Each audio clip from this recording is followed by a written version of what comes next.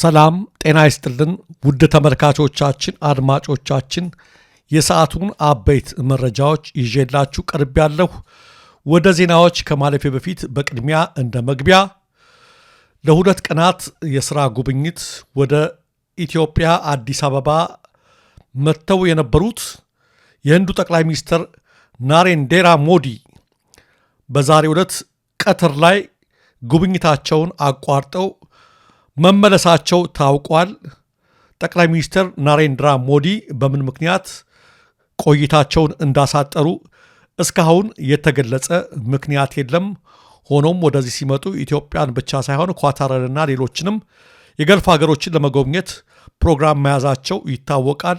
የኢትዮጵያ እቅዳቸው እስከ ነገ ጠዋት ድረስ ነበር ጉብኝታቸው። የሆነ ሆኖ ዛሬ ቀትር ላይ ተሰናብተው ተመልሰዋል። በቆይታቸው ለፓርላማ አባላቱ ንግግር አድርገዋል። እንዲሁም የአድዋ ሙዚየምን ጎብኝተዋል። ተመልካቾቻችን አድማጮቻችን ከአቀባበላቸው ጀምሮ በእርግጥ አንዳንድ ምቾት የማይሰጥ ነገር ተመልክተናል። እንደተለመደ ሁሉ ጠቅላይ ሚኒስትር አብይ አህመድ ዛሬም እኔ መኪና ካልነዳሁ በሚል እርሳቸው ናቸው እያሽከረከሩ እንደ ሾፌር የተቀበሏቸው። ውሃ ሁሉ ሊሰጧቸው ፈልገው ነበረ። እንደ ራይድ ሾፌር ውሃ አልፈልግም ሲሏቸው ይታያሉ።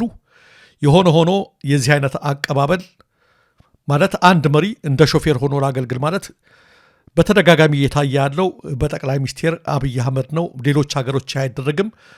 ፕሮቶኮልን የጠበቀ ነገር ነው የሚደረገው፣ በሁሉም ስፍራ የሚደረገው ማለት ነው። ተመልካቾቻችን ሌላው በዚህ ጉብኝት ላይ መልካም ጉብኝት ነው የተዘጋጀላቸውም ዝግጅት መልካም ነው።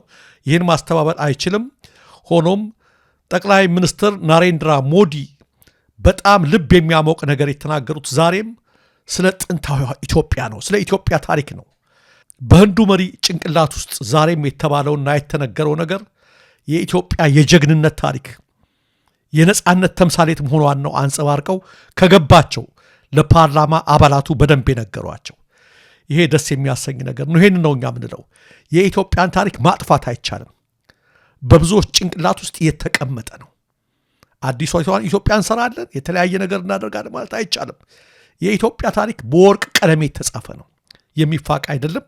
በዚህ በኩል ናሬንድራ ሞዲ ያደረጉት ንግግር ከገባቸው የፓርላማ አባላቱ ጥሩ ንግግር ነው። የኢትዮጵያን ጥንታዊነት፣ የኢትዮጵያን ደማቅ ታሪክ፣ የአርበኞቿን ጀግንነት፣ የነጻነት ተምሳሌት መሆኗን እያነሱ ነው የተናገሩት። ተመልካቾቻችን አድማጮቻችን፣ ሌላው በዚህ ሂደት ላይ የብልጽግና ሚዲያዎች ብዙ ነገር ነው እየዋሹ ያሉት።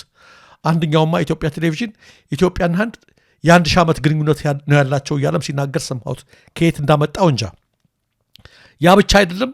የህንድ ጠቅላይ ሚኒስትር ኢትዮጵያን ሲጎበኙ የመጀመሪያም እያሉ የዘገቡ መንግስታዊ መገናኛ ብዙሃን አሉ። ስህተት ነው፣ ውሸት ነው። የህንድ መሪዎች ካሁን በፊትም ኢትዮጵያ ተረጋግመው መጥተዋል። ሌላው ቀርቶ የሩቁን ትተው የቅርቡን እንኳ ብንመለከት ከጠቅላይ ሚኒስትር መለስ ዜናዊ ጋር መጥተው ጎብኝተዋል። ዶክተር ማንሞሃን ሲንህ ከአሁኑ መሪ ከናሬንድራ በፊት የነበሩት የህንዱ ጠቅላይ ሚኒስትር በመለስ ጊዜ መጥተዋል። መለስ ዜናዊም እንደምትመለከቱት በአግባቡ ፕሮቶኮልን በጠበቀ መልኩ በጨዋነት ወደ ብብት ውስጥ ሳይገቡ ሳይተሻሹ ምን ሳይሉ በአግባቡ ተቀብለው አስተናግደዋቸዋል። እና በርካታ ምዕራባውያን ኢትዮጵያን ከኃይለ ሥላሴ ጊዜ ጀምሮ ይጎበኟት ነበር፣ ትልልቅ ሀያላን ሀገራት። እና የብልጽግና ሰዎች ፊሽካውን ቀነስ አድርጉት ነው። ሆኖ አቋርጠው ሄደዋል። ያቋረጡበት ምክንያት ግን ለማወቅ አልተቻለም። ሌላው መረጃ ተመልካቾቻችን አድማጮቻችን፣ በጋምቤላ የተጀመረው ተኩስ እስካሁኑ ሰዓት ድረስ እንደቀጠለ ነው። ኢቭን የህንዱ ጠቅላይ ሚኒስትር በኢትዮጵያ ጉብኝት እያደረጉ ባለበት ሰዓት ላይ የጦፈ ተኩስ እየተደረገ ጦርነት እየተደረገ ነው ጋምቤላ ላይ ያለው። ትናንትና በፖሊስ ኮሚሽን ጽሕፈት ቤት ውስጥ ጥቃት መፈጸሙን ታጣቂዎች ጥቃት መፈጸማቸውና የፖሊስ አዛዥ መግደላቸውን ነግረናችሁ ነበር። በዛሬው ዕለትም ጦርነቱ ቀጥሏል። በጋምቤላ ውስጥ ከፍተኛ ግጭት ነው ያለው።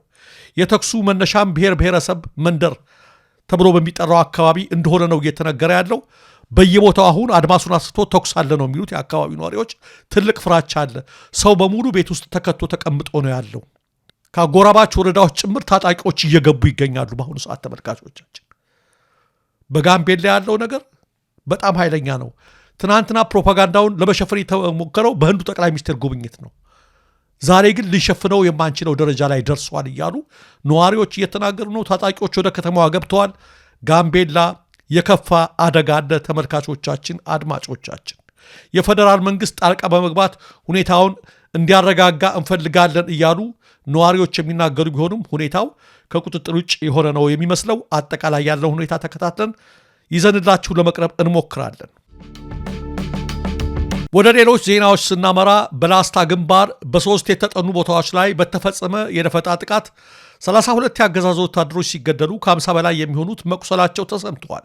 በደፈጣ ጥቃቱ አንድ ዙ23 መሳሪያ በፋኖ ድሽቃ ተመቶ ከጥቅም ውጭ የተደረገ ሲሆን የተመታው ዙ23 በፋኖ እጅ እንዳይገባ ሌላ ተጨማሪ ዙ23 ወደ ላሊበላ ተልኮ ሽፋን በመስጠት ማውጣቱን የመረብ ወኪሎች ከአካባቢው ነዋሪዎች ማረጋገጣቸውን አስታውቀዋል። ደፈጣ ጥቃቱ የተፈጸመው የላሊበላ ከተማ አስተዳደር የላስታ ወረዳና የቡግና ወረዳ ካቢኔ አባላትን ከጋሸና ወደ ላሊበላ ከተማ አጅቦ ለማሳለፍ ጥቁር አስፋልቱን ወጥሮ በዘረጋው ያገዛዙ ኃይል ላይ ነው ተብሏል። በጥቃቱ ምክንያት የብልጽግና አመራር አባላቱና ካድሬዎቹ ካሰቡበት ሳይደርሱ ወደኋላ መሸሻቸው ሲነገር ካድሬዎቹን አጅበው ሊያሳልፉ የነበሩ ከ30 በላይ የመከላከያ አባላት ሕይወታቸው ማለፉ ታውቋል። ቀጣዩ መረጃ አጋልጥ የሚል ነው። ከወደ ፋኖ የተሰነዘረበትን የጸረ ማጥቃት እርምጃ መቋቋም አቅቶት ከባድ ኪሳራ የተከናነበው የመከላከያ 11ኛ እዝ አንበሳው ክፍለ ጦር ሰራዊት በምስሉ ላይ የሚታዩትን የባለ 3 እግር ባጃጅ አሽከርካሪዎችን ከነተሽከርካሪያቸው እንዲሁም ሌሎች ንጹሐንን ከየስራ ገበታቸውና ከትምህርት ቤት ብለው ሲመለሱ የነበሩ ታዳጊ ተማሪዎችን ትናንት ታኅሳስ 7 ቀን 2018 ዓ.ም መንገድ ላይ በማፈን በውጊያ የማረኳቸው የፋኖ ምርኮኞች ናቸው በሚል ሐሰተኛ መረጃ እያሰራጨ ይገኛል ሲሉ ጉዳዩን በቅርበት እየተከታተሉ ያሉ ምንጮች አጋልጠዋል። ይህ ድርጊት የተፈጸመውም በራያ ቆቦ ወረዳ በአዲስ ቅኝና በአካባቢው ነው ተብሏል። የአገዛዙ ኃይሎች በአካባቢው ካሉ ጫማ ቤቶች ኮንጎ ጫማ በመዝረፍ ያፈኗቸውን ንጹሐን ጫማውን እንዲለብሱና የፋኖን ገጽታ እንዲላበሱ ካደረጉ በኋላ ምን መናገር እንዳለባቸው በወረቀት ጽፎ በመስጠት የተንቀሳቃሽ ምስል ቀረጻ እያካሄዱ ይገኛሉ ብለዋል ምንጮቹ።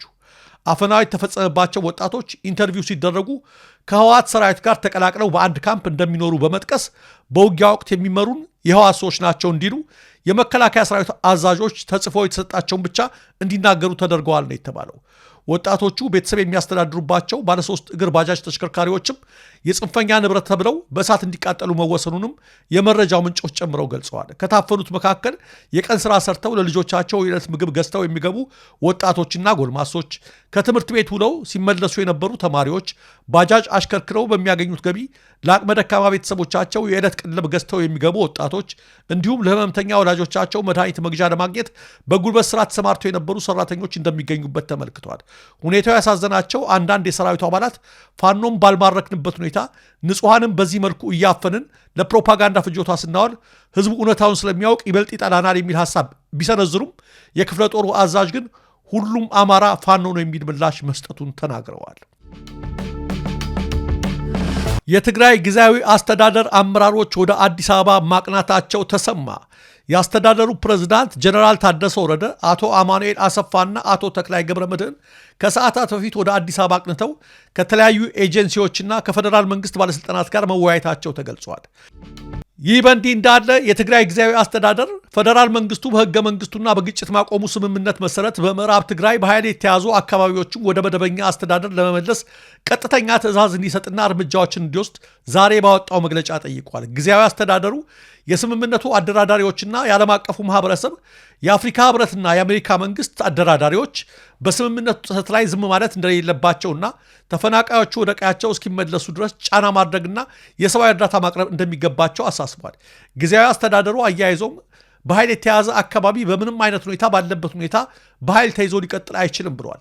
የተፈናቃዮች ጉዳይ በግጭት ማቆም ስምምነቱ መሰረት በአስቸኳይ ካልተፈታ መዘዙ የባሰ ይሆናል በማለትም ጊዜያዊ አስተዳደሩ አስጠንቅቋል። ጊዜያዊ አስተዳደሩ ለተፈናቃዮች አለመመለስ ከፌዴራል መንግስቱ በተጨማሪ የትግራይ ፖለቲከኞች የገቡበትን ፉክክርና የውስጥ ግጭት እንደ ምክንያት አንስተዋል። የፕሬዝዳንት ትራምፕ አስተዳደር የ5 ተጨማሪ የአፍሪካ ሀገራት ዜጎች ወደ አሜሪካ እንዳይገቡ ትናንት ሙሉ የጉዞ እገዳ ጣለ። የአሜሪካን ብሔራዊ ጥቅም ለማስጠበቅ ሲባል ዜጎቻቸው ወደ አሜሪካ እንዳይገቡ ሙሉ እገዳ ከተጣለባቸው ሀገራት መካከል አፍሪካውያኑ ደቡብ ሱዳን፣ ማሊ፣ ኒጀር፣ ሴራሊዮንና ቡርኪና ፋሶ ተካተዋል። ታንዛኒያ፣ ናይጄሪያ፣ ሴኔጋል፣ ዛምቢያ፣ ዚምባብዌ፣ አንጎላ፣ ቤኒን፣ ኮት ዲቯር፣ ጋቦን፣ ጋምቢያ፣ ማላዊና ሞሪታንያ ደግሞ ከፊል የጉዞ እገዳ ተጥሎባቸዋል። ሀገራቱ እገዳው የተጣለባቸው የስደተኞችን መረጃ በማጣራትና ከስደተኞች ጋር የተያዙ መረጃዎችን ለአሜሪካ በማጋራት ረገድ ከፍተኛ ውስንነት በማሳየታቸው እንደሆነ ተገልጸዋል። የፕሬዝዳንቱ አስተዳደር ኤርትራን፣ ሱዳንና ሶማሊያን ጨምሮ በ7 የአፍሪካ ሀገራት ላይ ከአሁን ቀደም ተመሳሳይ ሙሉ የጉዞ እገዳ መጣሉ አይዘነጋም።